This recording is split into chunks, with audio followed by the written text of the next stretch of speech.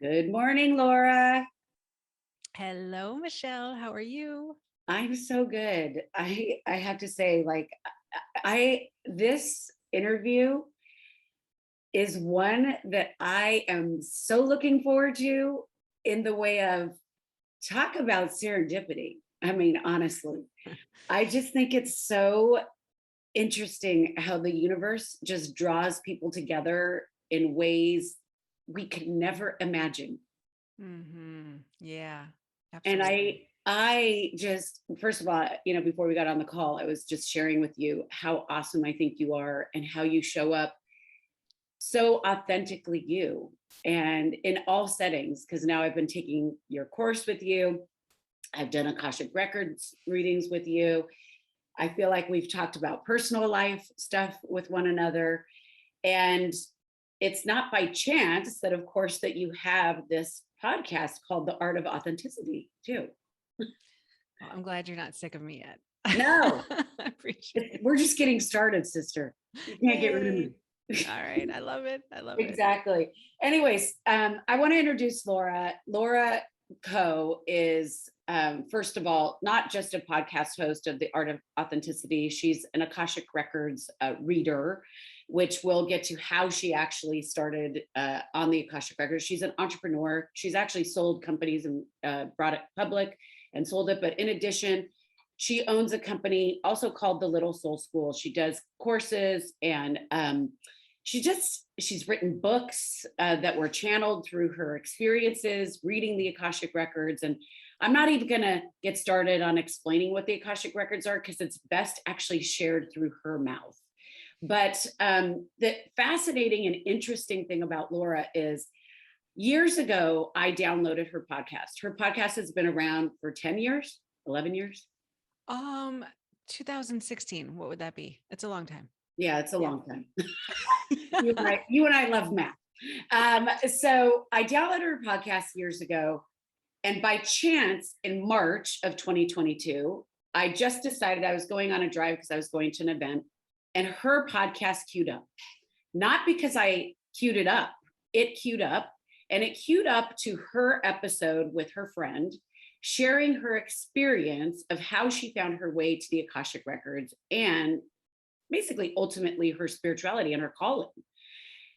And I was so fascinated by this. I was riveted for and I literally played it twice because I had two events that night, and who's going to two events anymore since COVID, and I went that night and I was sharing with this friend, like, oh my God, I had the most insane experience listening to this woman's podcast. Perhaps I'm supposed to be reading Akashic Records too. I felt called. Okay. But lo and behold, did we know that you came and spoke to my original women's group, but I wasn't there that night, and that you're childhood friends with one of my best friends. That is the universe talking to us. Yep. And she gifted my books to you Yes, you're before amazing you put book. it all together. I know it's really wild. I mean, really wild. I mean, we can't write this stuff. Nope. This stuff Nope. does not. This is true connection, like soul connection. Mm-hmm. Mm-hmm. Yeah, the serendipitous things that happen in our days, right? That we just go, I used to say, oh my God, that's so crazy. Oh my God, I can't believe that happened. And now I pause more and I think, wow, that's beautiful that that happened. And so, Mhm. what is that? What is that hoping to teach me or express to me that I'm not taking time to hear, right? And so in that moment you did listen.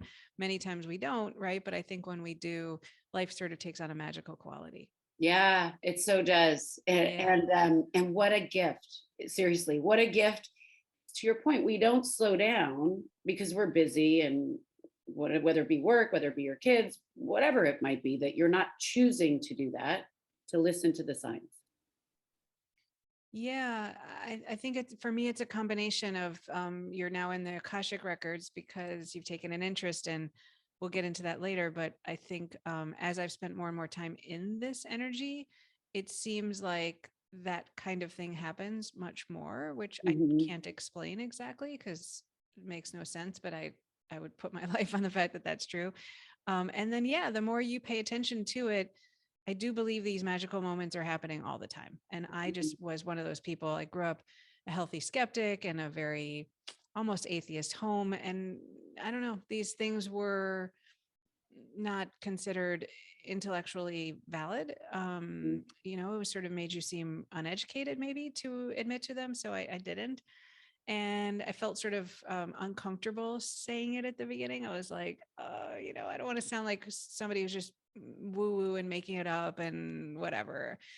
But they're true. They do happen, right? Just because we Mhm. can't explain it doesn't mean it's not Real. potentially real, right? It's Yes. just maybe the way we might try to articulate it isn't accurate, but Mhm. I think there's truth in it. Absolutely.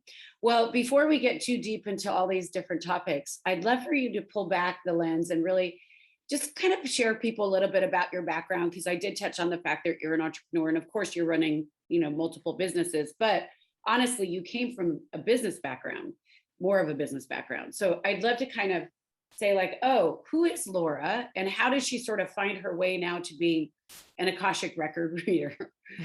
Fair enough. Yeah, I mean, at 51, it's a long story, so I'll give you the quick highlights, and you can jump in and ask questions as much as you want. Um, but for me, the journey started, to be totally honest. I was one of those kids that was super lost in school. I like hated school with a deep passion, and was partying quite a bit. And Good for at you. 16, at 16, I was just like in an English class and I read Plato and it was like, like something exploded inside of me. And I had full body goosebumps and I was like, what the hell is this? Right. Mhm. And it flipped me from a very uninterested kid in school to hyper vigilantly interested in just this. So I went to college, studied it like crazy, went to a top graduate school program at Tufts for my master's. And I was like, okay, I'm going to become a professor. This is going to be a great life. Except that when I was in graduate school, I couldn't fucking stand it. I mean, I just hated it. I Yeah. hated the intellectual rigor that they feel validates it, where you Yes. have to go through it to that degree. Um, it didn't feel like the point, right? Like, why am I going to speak about these topics in such a minutia that only a couple people on the planet will understand me? So I left And at also, like, 24. I think the thing is that are you really, you're only able to reach a small percentage of people, right? If you're a doctorate of philosophy, right? And very few people really, I mean, it'd be interesting to know how many people are actually studying philosophy. Michelle, I was sitting in a class and they took some philosophy and they transcribed it into logic on a board. I can still see it to this day. Like, Mhm. and this entire chalkboard was filled with logic. And I'm looking at this thing and I'm thinking, what the fuck does this mean? And this woman realized she made some kind of math error and she's like, oops. And she starts erasing it. And I'm like, what is the point of this? Like, what Yes. is this? Like, we're analyzing and microanalyzing some detail in a book, in a section that very few people would be interested in that. Like, the beauty of the topics to me was about how to live life from these extraordinary ideas, right? How do you Mhm. embody it and live from it and know it as true in your own heart and soul and bring that into the world with you? And Yes. and that's what Plato and Socrates, they were out on the street doing it, and that was Mhm. what really got excited me. So Which I is left. kind of like what you do now. You're out on the Yeah, street doing it. yeah. Well, the short answer is I became an entrepreneur. My dad and brother were starting a company at 24. We started a healthcare tech company. We took my dad's intellectual property as a physician, brought his abilities out to doctors nationally, sold it to a Fortune 500, became an executive, and it was like this beautiful life. Mhm. Externally, I felt a lot of success, but I was like internally, Dying. it's funny, right? Like, when you live a great life, I wasn't like, oh my God, I hate my life, right? Like, I Mhm. woke up every day. I liked being an entrepreneur. I could afford a beautiful life for myself, right? Mhm. But there's this weird, like something's nagging or missing or problematic. And that's who I interview on the podcast. I think there's a lot of people where it's not wrong, but it's not No. right, right? Like, Mhm. there's this space in between. So I was one of those people. I was like, it looks nice. I have a great house. I got the kid. I got the Labrador. I like have money. I can buy myself what I want. But like, what the fuck's missing? Right. Mhm. And that's where my journey began. I left my business. Um, I realized the internet was available. I could start doing this stuff online. I wrote a book, the first book, the art, emotional obesity, and I started the art of authenticity. But all of it was my own going back to the philosophy I loved, uh, learning again what an authentic experience felt like, because it's a Mhm. felt experience, Absolutely. and living my life from there rather than from my mind, which would Exactly. tell me a bunch of other things. So yeah, that was And in 2000. obligation, by the Huh? way, and living life out of obligation, because so Oh my often the God, cultural obligation. norms and, Yeah. Yeah. yeah. Obligation, blame, right or wrong, shoulds, all of that stuff, versus just what's true, just what's true Mhm. for you. Right. And Mhm. how do you even know what's true for you was my first question. And so I did that from 2009 till I don't know, 2017, when my 17-year relationship was dissolving. I took a break. My partner had cancer. She wasn't well. It was a really difficult phase, but I left, and then I met my twin flame, and I found the Akashic Records, which was like chapter 2 for me, right? And Wow. all I can say is it was like I realized my life had been the tip of the iceberg for the Mhm. authenticity play, and I found the rest of the iceberg in this space. Just So blew interesting. my mind. Yeah. And how do you think that like when you said it was just the tip of the iceberg, like how do you think the icebergs were separated? Like, well, first of all, you mentioned like this is like a very big concept, two big concepts. One is we're making the assumption that people understand what a twin flame is. And I Yep. think that's a very small percentage of people, right? Yep. And then the second thing is, what are the Akashic records? Because Yeah. people are like, but and it's funny because I consistently have been trying to describe to people as I've been practicing it on them what it is. But I love to hear it from your voice because you articulate it in a very tangible way. I appreciate that. I mean, I went into my first Akashic record reading blind, no idea what I was doing. um this woman asked me for my name and then just started dropping truths, right? And you've had one now. I mean, but it's like ridiculous. I mean, I was saying to my friends, I just want to move into a modern minimalist apartment on the lake. I don't know, I was just saying that in passing. I told 3 or 4 people. This woman starts off and she's like, so I see a modern minimalist apartment on the lake. And I was like, what the fuck am I, what, like, right? And I hadn't Googled it. I didn't know anything. So I'm sitting in there, my jaw just drops to the floor. And then she starts telling me about the books that I've always wanted to write, my son, and then this relationship, which is a really deep relationship. And she starts to explain it to a T. So the that's how it kind of plays out in real life. The answer to what it is, it's an energetic space that holds your soul's history from the beginning of your soul's creation till now. And Mhm. so, however you think of soul, I mean, you can think of it in religious terms, you can think of it in modern terms. It doesn't matter to me, but there's imagine like an internet, essentially, an energetic space that literally holds everything you've ever done in all of your lifetimes. And when I Mm. say that, um, like a real turning point moment for me was my friend called me one day and she's like playing in the Akashic records with me since the beginning. And she said, open up my records. I lost my wallet. And so I'm like, wait, you can't open up this energetic space to find wallets. You ask about, growth and healing and things about your deepest, truest self. Mhm. She's like, please. So I was like, all right, fine. So I I open up her records and I said, listen, I see laundry and I see your wallet and it's stuffed in there. And you grabbed all this laundry, you put it in a laundry basket. It's in the laundry basket, but you got to look closely. Anyway, she doesn't call me back for 3 hours. And I'm like, it didn't work, right? Yeah. You're like, There's it's no way. false. It didn't work, right? Whatever. And she calls me and she's like, I found my wallet. And I go, where? And she's like, in the laundry basket hamper. And I said, why did it take so long? And she goes, well, it was what you said. I didn't look closely and it was really stuffed in there. And so I looked really superficially. I looked for a couple more hours and then I found it exactly the way you said, right? So that made me Wow. pause because I'm like, oh my God, it's not just an energetic space that holds the truths of our soul on a deep level. It's holding these facts like a Mhm. modern minimalist apartment on the lake, or you dropped your wallet and you didn't even know you did that. So it's really an exceptional experience. How it works, I don't know, right? It's trying to explain cell phones to people 50 years ago. I think we just don't have the science or language to explain it, but I Mhm. think we will. But it's an incomprehensive thing to explain. Mhm. I think it's so interesting. It's not unlike when you become aware of anything, whether that be a sport or, like you said, meditation, is that then you start hearing about it everywhere. Right.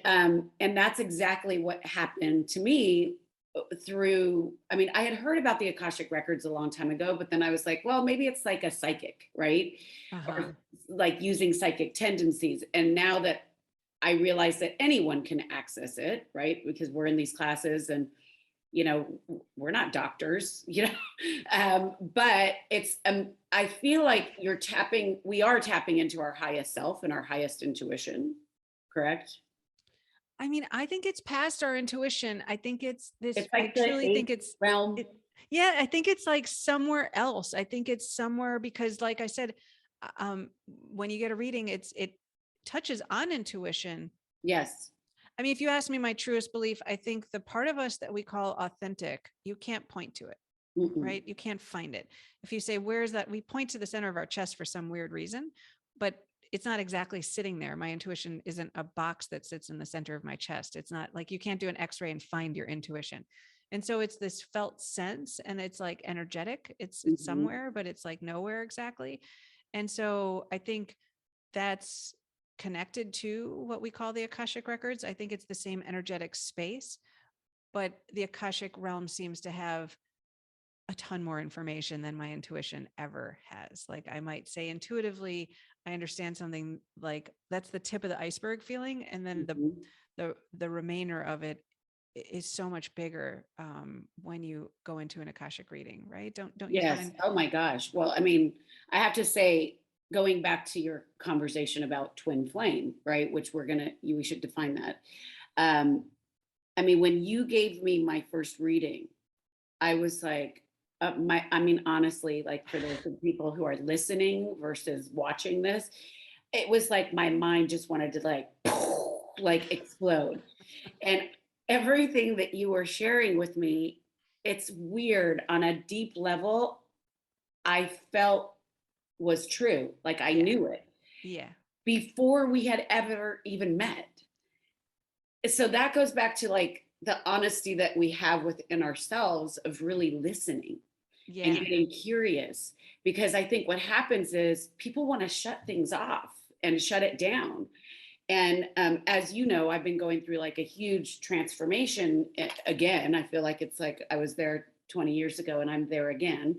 um, we're always transforming, but this is a big one, and I've been feeling it. Right, is that I can't shut it off, because the more conscious that you become as a person, no matter how painful it is that you're experiencing it, you want to continue forward because you know that the truth is just on the other side. It's just you keep learning more and more, right?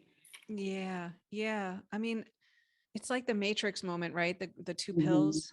I Hmm. just think once you really allow yourself to experience the truth that lives within you and how much true guidance is there over the brain that, quite frankly, I've come to feel does nothing but kind of ruin my life. Hmm. Whereas 10 years ago, I lived solely from pro and con lists and thinking it out and talking it out and all this stuff. It's great to do that to some degree because we live in the 3D world and we want to look at everything around us, but to finally make decisions and know Hmm. what's true for you, right? Not what's true for me, what's true for you. You have to look Exactly. within yourself, and to know how to do that is like a lost art. Kids do it. I mean, if you have kids and you say, "Do you like pizza?"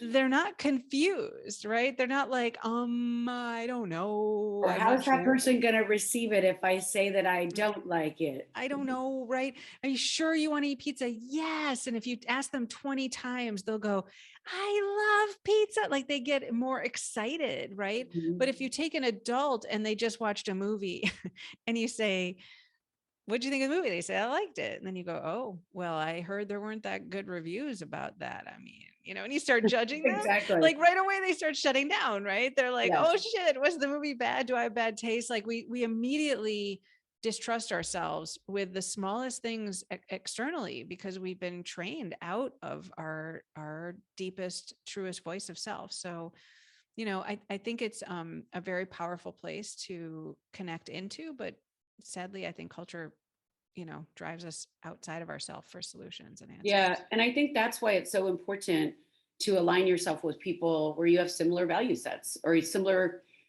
thought processes. Although I do think what's interesting is in the gift of sharing more about, say, for example, the Akashic Records or whatever your calling is that you're bringing forward, is that it's a gift for all to receive. Because in which case, the more awareness there is around it, right, the more conscious we are as a society, and come from a place of like a collective, like consciousness or collective love, right? Yeah, yeah, absolutely. I think the more, just in the last 100 years with Descartes, we got into our heads and we thought our truth was in our minds. They used to think it was in your heart. Everybody talked about soul space and heart space, and it didn't have to mean you were deeply religious. It just was Mm-hmm. true for people. And now we think everything is in our minds and it's not working, right? Because Mm-hmm. the brain's a beautiful tool. It's there to help you navigate the world, but it ultimately doesn't know anything about truth, right? Mm-hmm. Truth is deep within. And so the more of us who are connected into our truth, who can then live in, each of our own individual truths and express from there, I think that has an effect on culture in general because we're not trying to be or striving towards or competing with or seeing things from a right and wrong perspective all the time. We're just Absolutely. living from this space, this sort of wellspring within ourselves. And that's where we find happiness, right? Mhm, Which is exactly. what we all It's want. coming from a space of just what is, right? And I love that you shared that it's not about rights and wrongs, right? Because right? um, because really it's about, like you said, what is your truth? We are each living our individual truths, and it's about respecting one another for what that is for that Yeah. individual, right? Yeah. Yeah. I mean, we think we really know so much about some prescriptive way for all of us to find happiness and all of us to be on a path, but it's just not true, right? Mhm. It's just not true. And people wake up and they have midlife crisis because they're like, oh my God, it didn't work. Mhm. Like I kept Exactly. thinking if I keep going towards something, I'll get there and then I will feel, right? Everybody wants to feel Mhm. happy when I get married, when I have kids, when I have the job, when I Mhm. have the third relationship or the fifth kid or the fifth job or some, like there's always this sense that I get to pursue happiness outside of myself. And when I get there, I will find that peace and contentment that I've been searching for. And it's like the joke. I mean, it's always been there. Every spiritual text tells you that, but we just as a culture in particular today, we have not embraced that as truth. Yeah, well, we're always searching for the next thing, like you're saying, like the next job, the next this, because we're planning, we're like always planning for the next thing. And I just think, going back to our experience yesterday, from your book, the nature of self-love, about being in the present, right? And being the observer and being the receiver of the gift of the now, and not actually trying to control it as we so often do. Yeah. Uh, exactly. So I want to go back to this concept about twin flame. Can you Mm, explain what that is? all right. So I just want to say again, like I was a healthy skeptic coming into this. Anybody who's listening who's like, what? You got to try it a little to get it. This Akashic Record stuff is really hard to explain. And the more I go into it, the more I don't know, meaningful and impactful it's been in my life. Twin flame is based on this belief that the Akashic realm also, ascribes to, that we've had many lives. So we're not here in this one incarnation as just Laura Coe, and then I die and then I become, grass. Or a lot of Christian beliefs where you move on to heaven or hell or something. There's a belief in incarnations. And so the twin flame is the other half of your soul from the beginning of your soul's creation. So each soul is created and they split in half. And that is your twin flame. That is your energetic other half. And in certain lifetimes, you meet up with this individual for rapid growth, and learning through a sort of polarizing relationship, because in a way they mirror your most unhealed parts Hmm. for your benefit so that you can grow more quickly and your soul can evolve into a place where it's able to fulfill its purpose, and offer more to the world. So you don't meet in very many lives, but when you do, it can be a quick meeting. It's not always meant to be a romantic love, Hmm. but sometimes you make it through the challenges of healing and growing, and you get to a place of a union where you're sort of separate but the same, right? The yin and yang kind of idea. So unlike a soulmate is really um, somebody that you've enjoyed incarnating with, where you learn well together, you can have a deeper, beautiful relationship for teaching and love. And so it's just it's like a smoother relationship, right? I don't want to use the word easy, but it's not polarizing, right? You're not Hmm. here to just sort of mirror these really challenged place, and it's not your energetic other half. So the toxic relationships can look a little similar to twin flames, and so you want to be careful you're not justifying like a toxic relationship.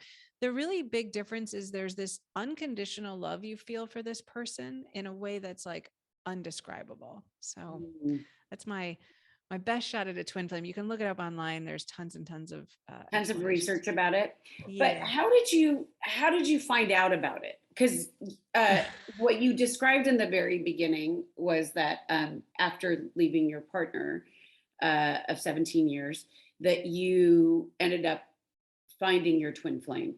And so it's not like people are out there looking for their twin flame. It's not like you're out there necessarily, people are not necessarily out there looking for their soulmate either, right?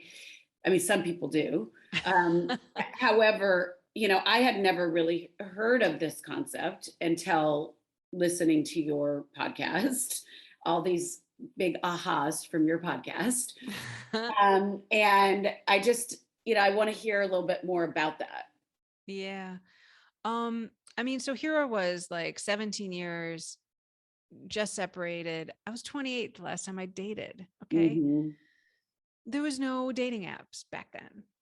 So I'm like, all right, you know what? I'm just gonna go on a dating app, like see what's up with like modern dating. I don't know. So I figured it would be a long time before I met somebody. And quite frankly, that was okay for me. Hmm. Go out. So I'm on the dating app. It's kind of fun, to be honest, right? Like you just sort of like sit I in your lived, I lived through pajamas, some of my single friends that they're like, oh, swipe that way. Yeah, no. swipe, swipe, swipe. You don't have to go anywhere. You're in your pajamas. It's kind of Yeah. like, oh, this is better than bars. I don't want to go to a bar. Um, and I set up a couple dates for the fun of it, just to see what it was all about. And I go out on this first date after 17 years. And this person and I had a nice drink together. It was like, fine. Okay. We decided to go meet up again. On our third date, um, we're sitting on a couch. I'm kind of like snuggled up on her shoulder, which is really odd for people who barely know each other. She looks down at me and I look up at her, and we both know the moment. It's like some kind of like incredible movie moment. I mean, Mhm. like our eyes met, and we both remember 4.5 years later, right? So that's Wow. really Yeah. profound. I walked out of there that night. She called me and said, I love you," and hung up on me. And I went home and I felt unhinged. Like I don't write poetry. I don't like poetry. I don't read poetry. I woke up the next morning. I went to bed imagining a poem, and I woke up the next morning and I wrote a poem about her soul, Oh, down to the wow. last details about her on a very intimate level. Sent it to her, and she was like, "Oh my God, how do you know this?" And I'm like, "I don't know." Right. So I don't know. We're older, and so we were sort of like in denial about the realities of the meaning for both of us. But then a few months later, we walked into this Akashic record reading. And now, how did you decide to go to an Akashic record reading? Yeah, so she had always wanted to go, had Uh-huh. known about it for a long time, but waited. And, you know, for some reason, haha, I mean, clearly Yeah, somewhere deep inside exactly. of herself, she knew when she met me, we needed to do this together. So she just had a sense like we should do it. She had never tried it. She always wanted to, had waited. And so we made an appointment. I didn't know what it was. She's like, "You want to do it?" I'm like, "Sure." I always like to try alternative things. I'm like, whatever, I'll try it. So we walk in this room, and this woman taps into this relationship. Now, Mhm. she doesn't even know I'm dating anybody specifically, because So you're not Jack, together in the room. You're separate. no, we're Okay, separate. She's totally. off doing a massage, and I'm in this room alone. And she's like, "Oh my God. Oh my God. This love you're in. Oh my God." She's like, "You've had 135 lives together." And Oh she my gosh. starts to explain us at a level that you're like, there's no way you could know this, right? Like the Mhm. details of how we fight, how we make up, what we feel together, right? So here I am sitting in a room. I've just committed to somebody after 6 months of knowing them. I've only left a 17-year relationship 6 months before. I'm now being told this is my other half energetically. I've had 135 lives together, blah, blah, blah, blah, blah.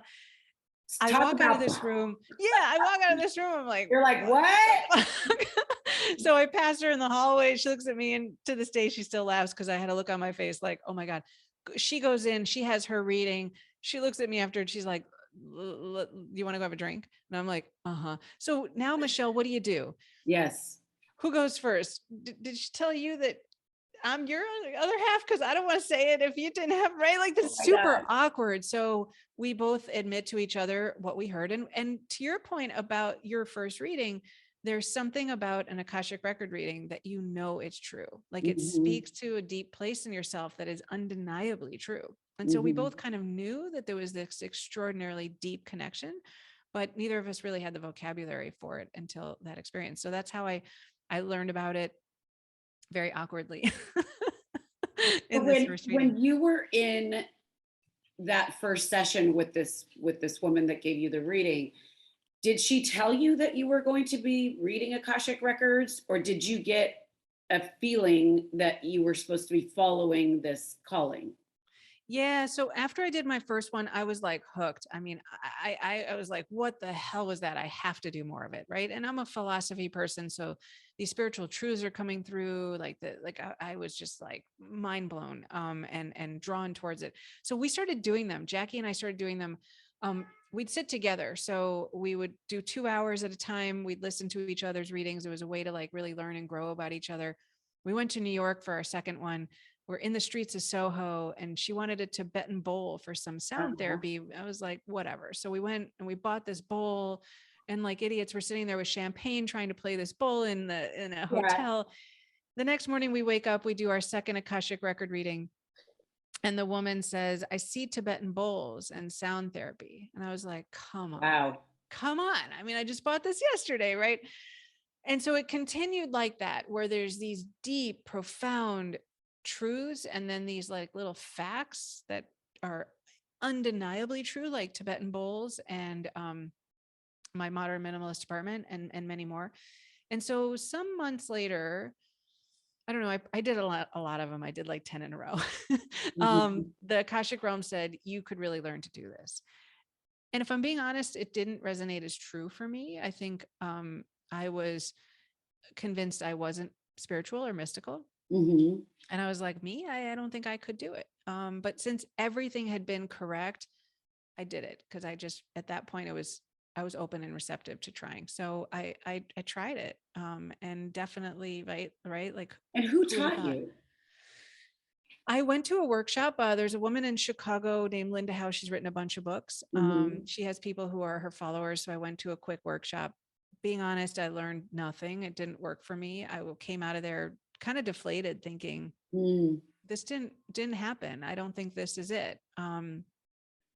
And actually, fun little story. I was like ready to give up, and I saw a friend on the internet. And we hadn't spoken in 20 years, and he was doing a passion business. And I thought, oh, I need to call him because Mhm. he's going to give me that ass kicking. I need to get back in line to get another business because that's what I thought I should be doing. And I could get that inspiration from him because he looks like he's having a good time. So I reached out and said, dude, do you want to connect? And he's like, oh my God, I haven't talked to you in forever. And it'd been 20 Yes. years.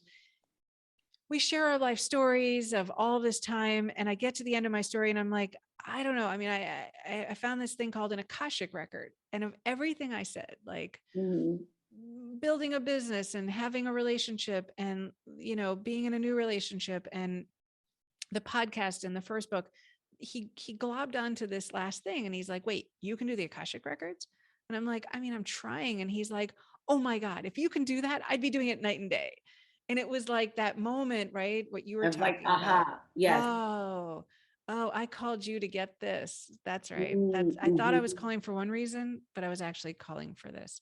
And so I got off the phone and I just did it every day for hours. And then I taught a friend and we would do it for hours. I mean, I'd spend 3, 4, 5 hours a day, just obsessively working at it. So I Wow, was you very must have much been really self-taught. flying on another planet. I mean, honestly, like, because when you come out of those records, it takes a while to kind of integrate again. Yes, I don't think my feet touched the ground from that first day when I mentioned we looked at each other's eyes and I wrote poetry till about maybe 9 months ago. I don't Wow. know. I think I spent several years in a spiritual, uh, Awakening, yeah, whatever, right? or whatever, Something. however you want to call it, Yeah, right? yeah, Mm, yeah. interesting. Broken So open. yeah, that's the whole thing, is that for those people out there, and obviously the both of us truly understand this, it's very difficult to articulate when you are in that energetic vibration, and it's almost like you're living in a daydream around you, like it's like you have this vortex that you're walking through life in, and Yeah. everybody else is kind of a part of it, but they have no idea what you're really experiencing energetically around you unless you've been through it.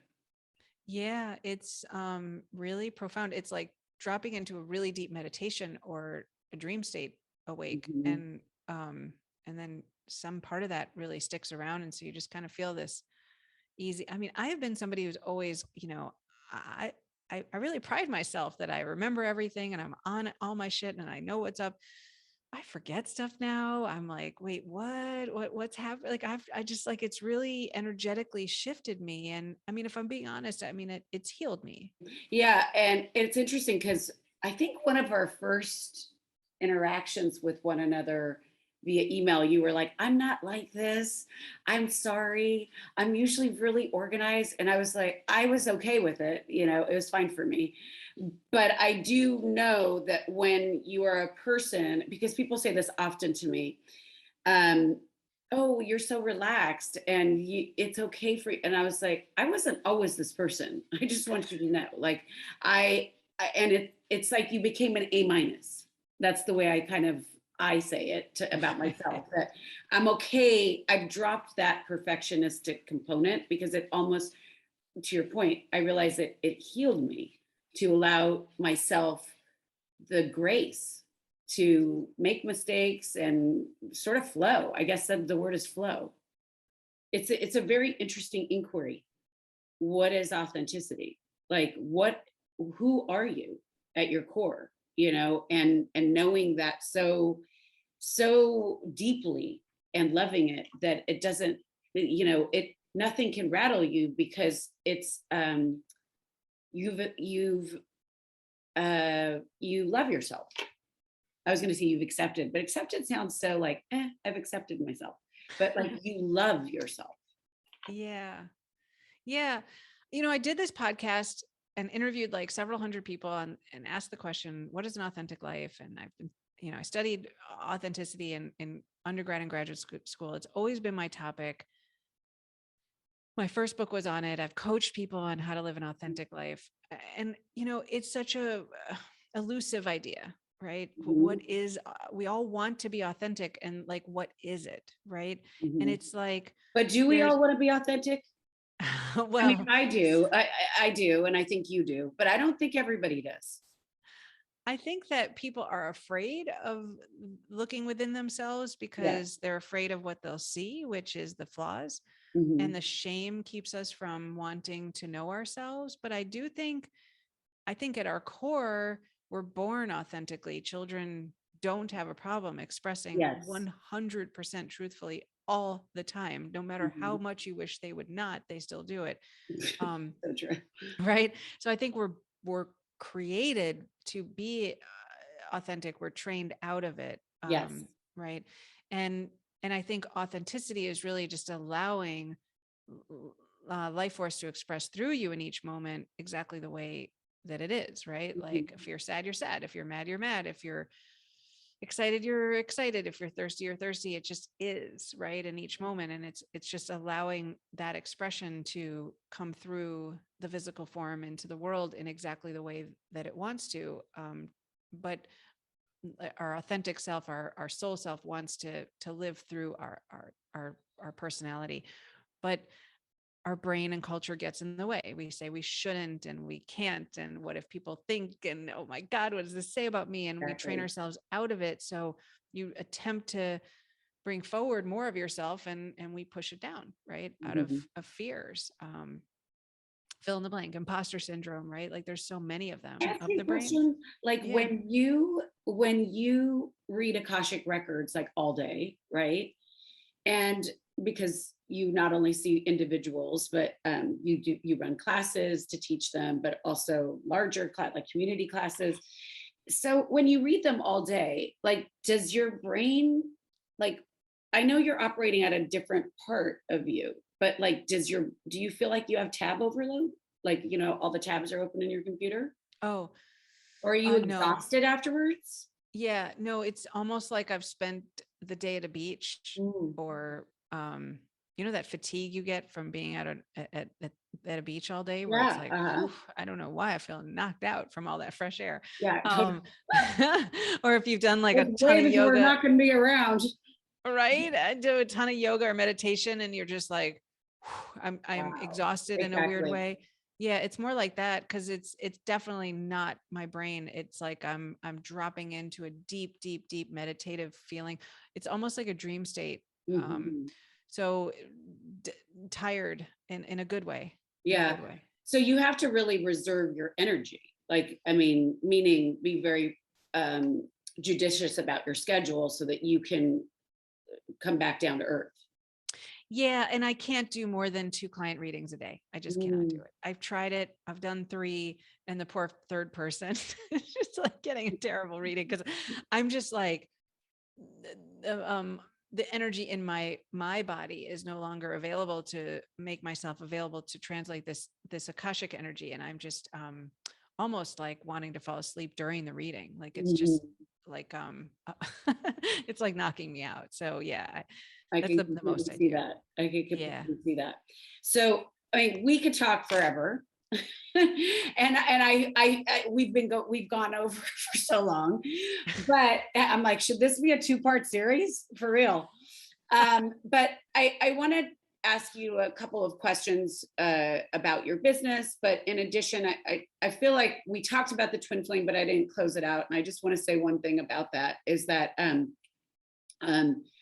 I feel that I learned a lot from you about what that really is. And like you said, it is so intangible, but you live with it every day. And I don't think it has to be volatile, correct? It's Go ahead. It's only volatile until you both learn. Mhm. So you've come together to heal. And the problem with the healing with twin flames is it's so rapid, and you're mirroring these really dark, unhealed areas too quickly. And so there's the twin flame separation. You'd sort of take space to work on yourself. If you can see your twin flame is not here to harm you, but here to help you, this Mhm. interaction we're having that you want to be mad at them about is actually for your highest good. It's bringing out the unhealed parts of you, which is true in a lot of relationships, right? We don't see it that way. We blame the person for making us feel a certain way instead of saying, oh my God, I'm feeling this way because there's something unhealed in me, unless it's abusive, right? It's Yes. showing our wounds. And so if you're willing to rise to that call and go do the work on yourself and do it without resentment, it can be beautiful. But it's not typically how it goes for twin flames. They tend to bring out just such raw areas that you blame each other for it, Mhm. instead of appreciating each other for the opportunity to grow into a better version of yourself. Your Come twin together. flame says something to you, and it's a mirror, right? Do you tell that twin flame that they have that same thing, or that they need to heal that same thing, or is it two different things? Like, say your twin flame says to you, uh, you're unkind, or you're the way you deliver these things is mean, or whatever it might be. Um, is that something that's within them because they're your other half? Um, this is the work, right? I mean, if you're triggered Uh-huh. and you're like falling apart over it, my feeling is either it's abusive or you have something to heal. If you take Okay, I feel very confident about my parenting skills. So you Mhm. could sit here, Michelle, all day and say to me, you're a terrible mother. And I would Mhm. think something's wrong with you because I know that's not true, right? Like, Yes. I have blue eyes. You could sit here all day and say, you do not have blue eyes, you have brown eyes. And I'd be like, Michelle's really lost her shit. Like, what's wrong with Yeah, her, right? exactly. Because I know it's not true. But you could say other things to me, right? Mhm. Jackie at the beginning was like, you're kind of insatiable with attention and time. And I was like, Mhm. oof, fuck you, because Yeah, it's true, right? yeah. So there's something about that is true. I do enjoy a certain amount of attention. It's my love language. And she mirrored that and it caused friction in me, right? And so Mhm. I think that's the indicator is if it's a non-abusive moment and it's triggering something in you, then probably they've hit on something that you could potentially heal. Yeah. I can see that. It's an interesting thing where it's like you, if you're able to be reflective and actually sit into it, and receive it, and then you start to say, what part of that is true, Yeah. and what part of that is something that I need to actually adjust or shift or whatever it might be. Right. And in fairness, right, the other half of that comment she made, um, she's a bit withholding. And so part of it was hers and part of it is mine. Right. Mhm. So in a sense, I need to practice a little more self-care, self-love. This was years ago.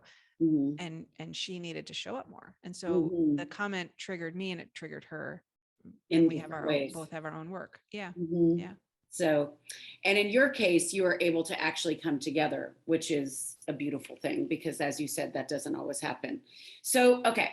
So, I want to ask you a couple things. What's next with the Laura Co brand? Where are you taking this? Because, you kind of said, I had this podcast, The Art of Authenticity, for, all these years. You were like ahead on the podcast train, like long before anybody else. You're an authenticity coach, but you're doing more Akashic records now than you are those things. If I'm Yeah. incorrect, tell me. Yeah. No, So that's true. tell me what your vision is, because these books are amazing. I have to tell you, anybody who's listening on this call, the amazing thing about Laura's books is they are a blend between philosophy, spirituality, personal growth, and poetry, but done in such a tangible, easy way, easy to understand, but they're so deep and profound that when you read one page or one line, you literally seep into that knowing and you go, wow, whoa, I need to read that again. So Okay, we Everybody need to should be take that purchasing. clip and we need to put that on my Exactly. website. Everybody should be purchasing these books. Wow. Okay. I'm gonna take that clip and I'm gonna play it on my Well, you'll get homepage. this Thank you. you will Thank you. get this recording. So don't worry. Yes. What's next? I feel like this is the treasure trove for the rest of my life. Honestly, I never know what my future brings. I've been one of these people that remains really open. I try not to over plan decades out, but I kind of think I'm going to be doing this for a really long time. And in the short term, I wrote 3 of those books and published them, but in fact, I actually wrote 13 of them at the very beginning. So there's 10 more. They're all set and teed up to go. We're going to release them on each of these, on 10 more topics. We'll put it out in a full book because right now they're little tiny Yeah. philosophical books. And maybe you don't want to buy all of them. Yeah, they're teeny and cute, but we're going to put it into one volume. I got the Little Soul School going. Teaching the Akashic Records is a passion of mine because I didn't think I was a mystic, and it's changed my life. Being in the records has healed me. I want everybody to know that they can at least access it, translating it, making it a career as a whole deep dive. But it's like everybody can hold a tennis ball. Not everybody's going to get to Wimbledon. Not everybody's going to take the time to practice enough to even be good at it. But I want everybody to know that they can access it because we're all mystics, right? I really believe that. And I want to teach these books and It's teach the beautiful to be a philosophy. mystic. It's a beautiful thing to be a mystic. It's not a scary Yeah. thing. Yeah. If you've ever had a moment, Michelle, where you just have a knowing like, oh my God, this just came to me in the shower, in my sleep, or walking, or whatever. Everybody has these creative flow moments. It's like, what the fuck are you talking about? That's mystical, right? Like Yeah. it just came to you. What does that mean? That means your brain didn't do it. Something came through you. So we're already in this space. We just sort of deny it. And that's my belief. So I want to give people that sort of megaphone into it by accessing their records. And I still do readings. And then in the Little Soul School, we're going to create a community over time. You can come, you can meet people who are interested in this stuff. I feel like I haven't said this, Michelle, but like I came out in the mid 90s as gay, and it was a big deal back then, and it felt like overwhelming. It's been harder to come out as mystical because it's like you fall between these two camps. I'm not religious, right? But I'm not an atheist. And so I feel like there's this huge community of people that relate to this idea. Like, I don't want to be in structural religion. I don't believe in that system, but I don't believe in nothing. And so where do I go without sounding like I'm religious or sounding like I'm uneducated because I believe in something? And I've talked to so many people who share in that view. So creating a space at the Little Soul School where you can come in community and meet people who are seekers, spiritual seekers, without needing to define it, and just enjoy this and want to meet other people who are also interested. So I that's think kind of where I'm at. Yeah, I think it's an interesting thing that you say that because, when I first became a coach, 20 years ago, right? Nobody knew what it was. And I also struggled with coming out, not as an executive coach, because that was acceptable, right? Right. But coming out on the spiritual component of it and owning those gifts within me. Because back then, 20 years ago, people didn't even want to talk about intuition. They thought it was just so out there and so woo-woo that I always say that I make the inaccessible accessible. But I think that's what you're describing is that, and it's so needed that that the mainstream everyday person that is educated is a mystic and wants to learn more about it, and giving them a place that they can come and join in community to learn more. And it's funny, I told you this via text, or it wasn't actually text, it was in an email. I see big things for you, Laura. I'm telling you. I am going to take you there. You're the woman that I've been looking for. I'm telling you. When I became a coach years ago, I actually said, I want to take a woman and make her big. Mm. I was like, because back then there were no women that were non-mystics, because it was like Louise Hay and Carolyn Mays, all these women that were in the spiritual, they were like the woo-woo spiritual people. Now, of course, you know, they're either passed away or more mainstream. But the thing is, I see really big things happening for you. Well, thank you. I You know why? appreciate Because that. you're I know you walking your hinted. truth. What's that? You're walking your truth. Thank you. Mhm. You know what? I appreciate the vote of confidence, and I can't wait to hear what you have in store for me.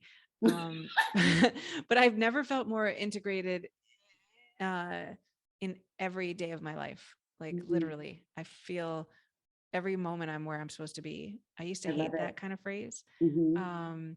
And the other thing my twin said to me was, just let life unfold 4 years ago. And I was like, oh, I hated Like, that term. I was like, I want to shoot you.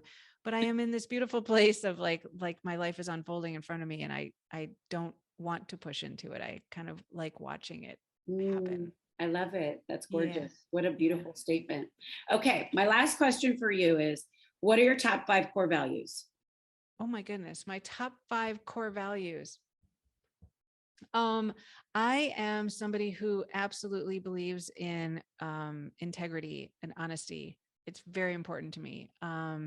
Transparency, like that it's essential. When we sold our company, apparently we were the only company, this other company that purchased us, LabCorp America, was an acquisition company, and they acquired people. And we were the only company that told our employees, like, right, we're Wow. very transparent about it.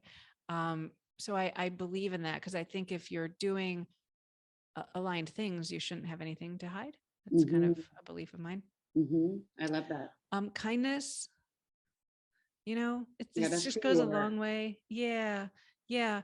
Um, I think that coming from an energetic space of love as often as you can Mhm. is really important. The records have helped shift that view for me quite tremendously, and I work at that frequently. It's not Mhm. easy. Um, I think setting intention and taking action towards it is, I don't know if you would call it a core value, but it's very, Intention is a core value. Yeah. Mhm. yeah, like I believe that we are in a consistent relationship with intention and action, right? Intention Mhm. and action, intention and action. And so just really sort of being mindful of what my intentions are. What is it that I'm really harboring as true within myself? And how do I align myself with my actual actions? Because you can Mhm. say all you want to, but if you don't do it, it doesn't really matter. Absolutely. And I think the fifth I have to say is living a truthful, authentic life, right? Like, I mean, this is all I do. This is all I think about. To to me, that means the endless knowing of oneself, right? Carl Jung Absolutely. has that great quote: "It's an opportunity of a lifetime, privilege of a lifetime to truly know yourself." Right? I mean, Mhm. I don't know that we ever get there, but I think that um, peeling back or um, removing the veils to get to more of who you are and express that out to the world, and offer that more of yourself in purpose and service to others. Mm. Thank you so much for sharing that. And I love how thoughtfully you explained each one of them. And by the way, it is so core to who you are, all of those values, because it is what you do every day. Is you bring kindness, love, authenticity, integrity into each thing that you do, which is why I was so attracted to wanting to get to know you and wanting to study with you. So I am grateful for this time today, and I look forward to just more future interactions and more studying.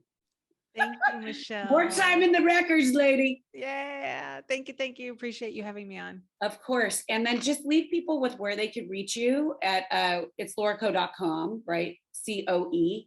Yep. Um, lauraco.com and littlesoul.school. okay. And then we talked about you're big on Facebook, smaller on Instagram because we know Instagram always controls the algorithm. So if you didn't get in 5 years ago, then you were having trouble now building it.